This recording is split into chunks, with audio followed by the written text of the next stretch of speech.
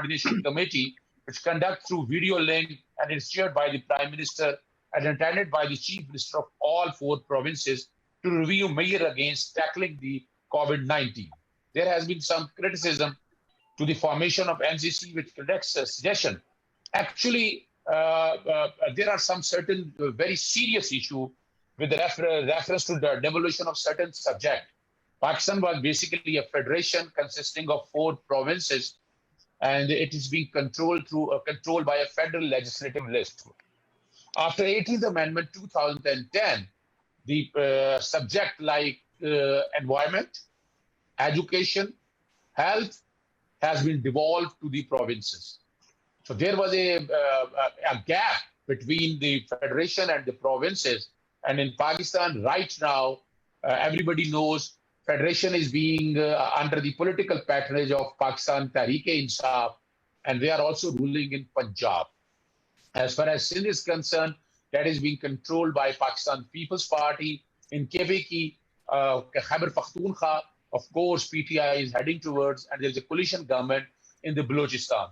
There is a communication gap between these provinces, and that was a basic reason which led toward a suo motu action, judicial activism by August Supreme Court of Pakistan, and at least 9 hearings has been taken place so far. So in order to build a gap, there are certain constitutional gaps. Supreme Court is of the view that the national security is a subject which has to be dealt by a federation. But there are certain gaps, and for the time being, government of Punjab has promulgated an ordinance which is known as the Punjab Infectious Disease Prevention and Control Ordinance 2002. It was promulgated on 27th March 2020.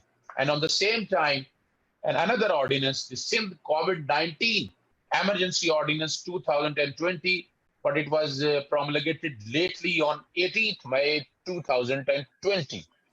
Through these legislation, an attempt has been made to control the outbreak, number one.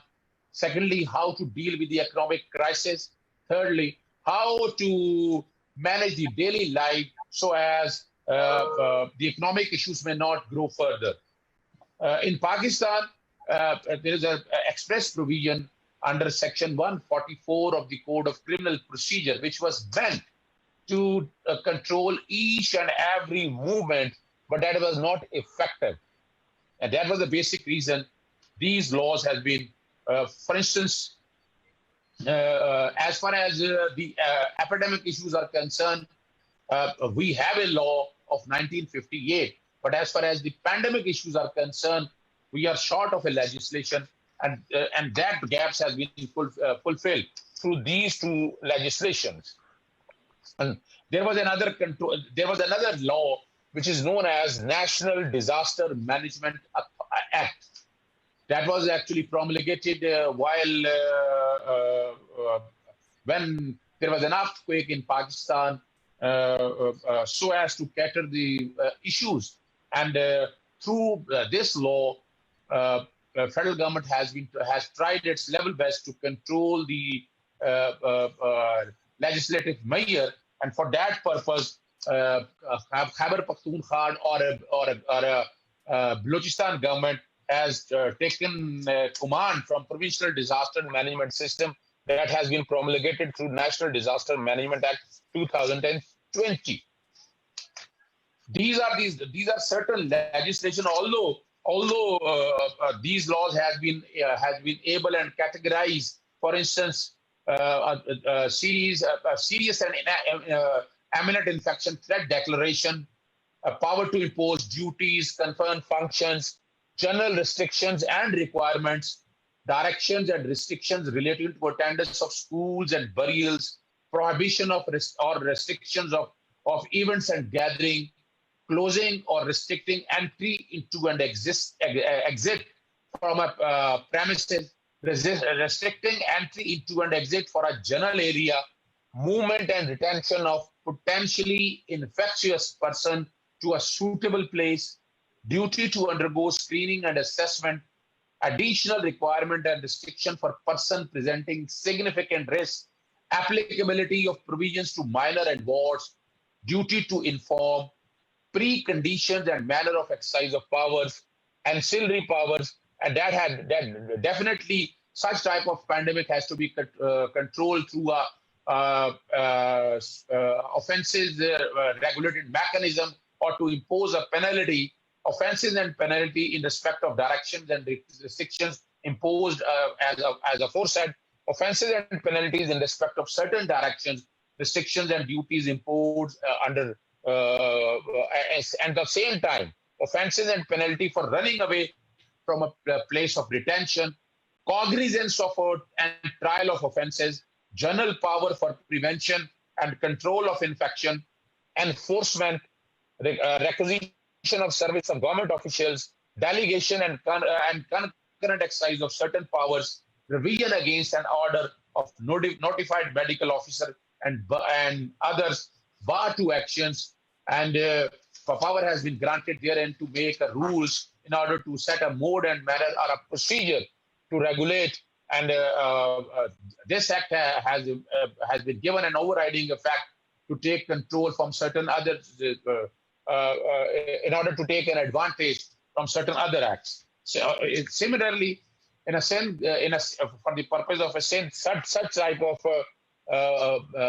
regulation, such type of conditions has been laid down in the act for certain benefits has been given to the schools, certain advantages to the lower class income category, and our government is trying at its level best to set a strategy to fill the gaps in order to combat this situation.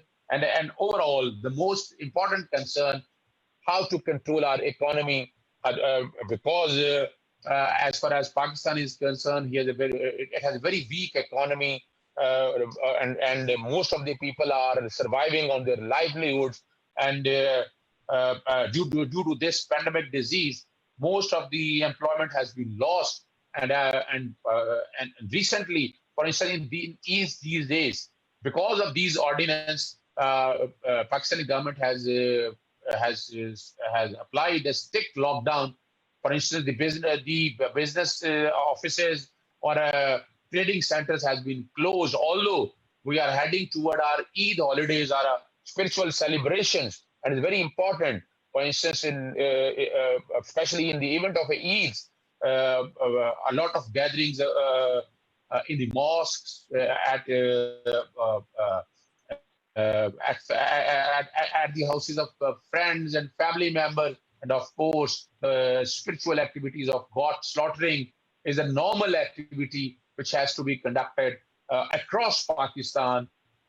And for that purpose, we have applied certain restrictions in order to control through this legislation.